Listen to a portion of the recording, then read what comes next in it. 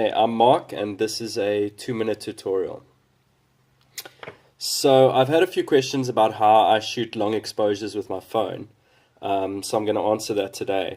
This is the phone I use, and it's the LG G4. What I really like about it is it's got this full manual mode where I can set the exposure time up to 30 seconds. I can also set the ISO manually, and you can even do manual focus, which is really, really cool. So that's how I set up for my long exposures.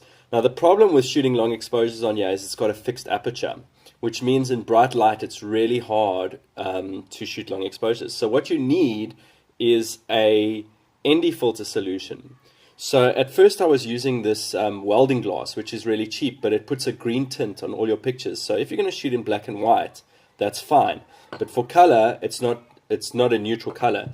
So I found these ND filters which were designed for a GoPro, and then I put cable ties on them, and it makes a pretty elegant solution. They also screw together.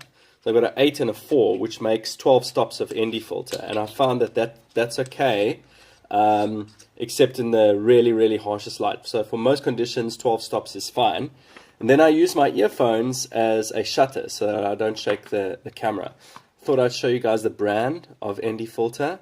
They're designed for GoPro. They're also pretty cheap, so much cheaper than normal ND filters. The last thing I need to show you is my tripod setup. So this is using my tripod right now, so I've got to disconnect you. I have a normal tripod, and then this is a monopod designed actually for GoPro.